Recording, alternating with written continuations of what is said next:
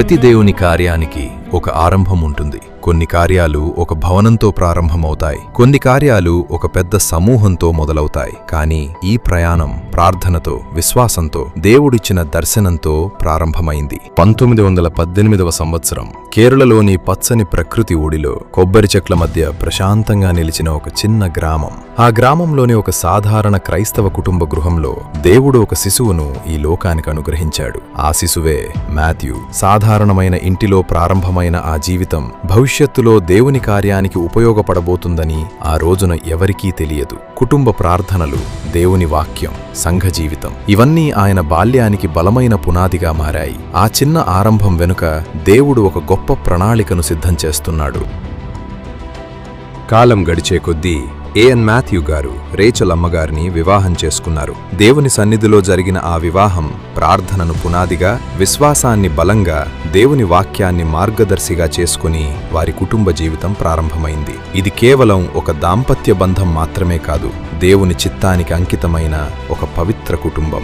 ఆ దంపతులకు దేవుడు 6 సంతానాన్ని అనుగ్రహించాడు. 3 కుమార్తెలు, 3 కుమారులు. ప్రేమతో, క్రమశిక్షణతో, ప్రార్థనతో, సేవాభావంతో నిండిన ఆ ఇల్లు ఒక విశ్వాస కుటుంబంగా నిలిచింది.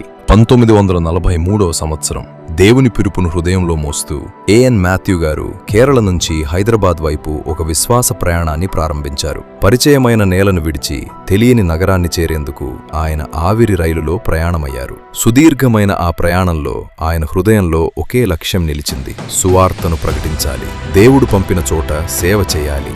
రైలు హైదరాబాద్ చేరుకున్నప్పుడు ఏఎన్ మాథ్యూ గారు ఒక ప్రయాణికుడిగా మాత్రమే దిగలేదు, దేవుని కార్యం కోసం పంపబడిన ఒక సేవకుడిగా అడుగుపెట్టారు.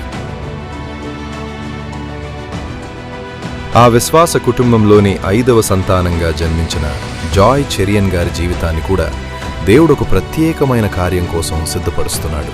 కుటుంబ ప్రార్థనల మధ్య, దేవుని వాక్య ప్రభావంలో, విశ్వాస వాతావరణంలో పెరిగిన ఆమె హృదయంలో దేవుడు నిశ్శబ్దంగా ఒక దర్శనాన్ని రూపుదిద్దుతున్నాడు. చిన్న కుటుంబ ఆరాధనలో మొదలైన ఆ ప్రయాణం తరువాత అనేక హృదయాలను తాకే సేవగా విస్తరించింది. ప్రార్థనతో ప్రారంభమైన ఆ పిలుపు దేవుని కృపతో అనేక మందికి ఆదరణగా మారింది.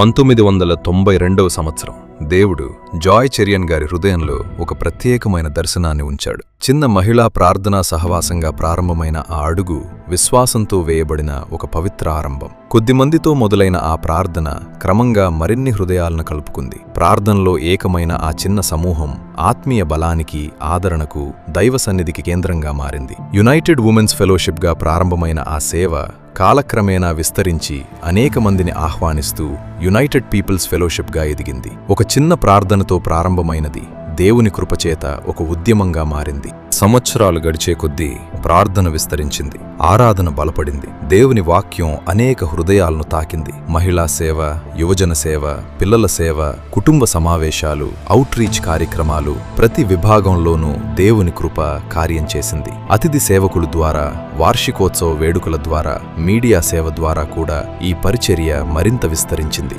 అనేక కుటుంబాలు బలపడ్డాయి, విరిగిన హృదయాలు ఆదరణ పొందాయి, తరాలు ప్రేరణ పొందాయి. ప్రార్థనగా ప్రారంభమైనది సేవగా విస్తరించింది, దేవుని మహిమకు సాక్ష్యంగా నిలిచింది. ముఖాలు మారాయి, కాలాలు మారాయి, వేదికలు మారాయి. చిన్న ప్రార్థనా సమూహాలు ఈరోజు విశాలమైన సంఘ సమూహాలుగా మారాయి. సాధారణమైన మొదటి సమావేశాలు ఈరోజు అనేక మందిని ఏకం చేసే మహాసభలుగా ఎదిగాయి. కానీ దేవుడిచ్చిన దర్శనం, సేవ యొక్క లక్ష్యం మాత్రం మారలేదు. క్రీస్తును ప్రకటించడం, ప్రజలను ప్రేమతో సేవించడం, ప్రార్థనలో హృదయాలను ఏకం చేయడం, ఆ పిలుపు ఇప్పటికీ కొనసాగుతోంది. ప్రభు సేవలో రెవరెండ్ డాక్టర్ జాయ్ చెరియన్ గారు, యునైటెడ్ పీపుల్స్ ఫెలోషిప్.